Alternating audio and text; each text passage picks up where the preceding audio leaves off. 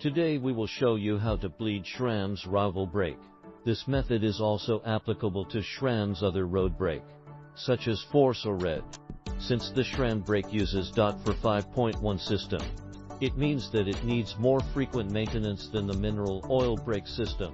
Generally, we recommend that the brake be maintained every 6 to 12 months, especially when the pad is changed by replacement. It needs to be maintained immediately. In order to facilitate your understanding, we divide the whole operation into 4 parts. First, clean the oil circuit. Second, adding new oil. Third, bleed the air from the caliper and handle. Fourth, the connect adjustment and hand feels confirmed.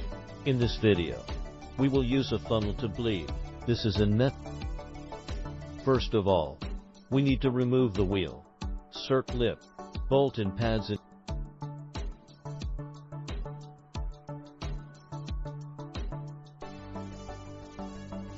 and install the bleed block.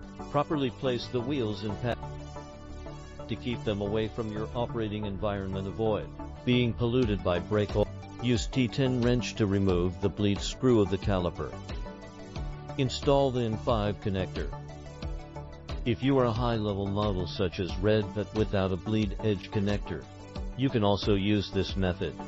Use 4mm hex wrench to remove this screw and install the M6 SRAM connector.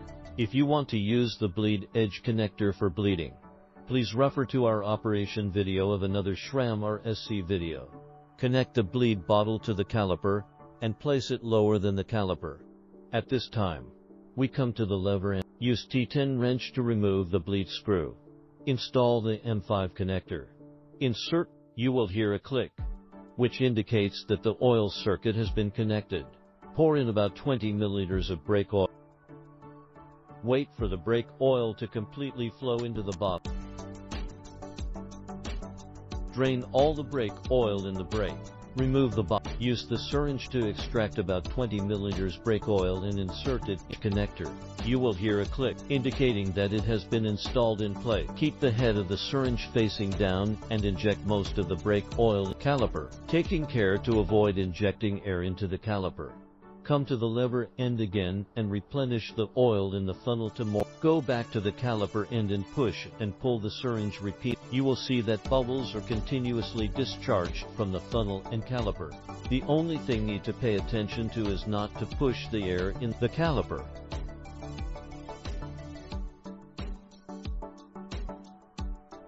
Repeat the operation several times until no bubbles are discharged from both sides, which indicates that the bleeding operation has been. For the last operation, push most of the brake oil in the syringe into the caliper. Unplug the syringe and unscrew the connector. At this time, there will be continuous outflow of brake oil. Don't worry, this is a normal phenomenon.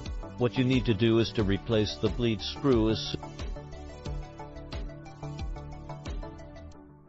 Immediately clean the caliper with a rag and isopropyl alcohol cleaning aid. If you don't have isopropyl alcohol, use a lot of water instead and wipe the surface dry. Remove the bleed block. Wipe the inside with a rag again, and then install the pads and will back. Next, we need to pinch the brake lever repeatedly until you confirm that there are no more bubbles in the funnel and the hand feels full. Pull out the funnel after cover the funnel cover.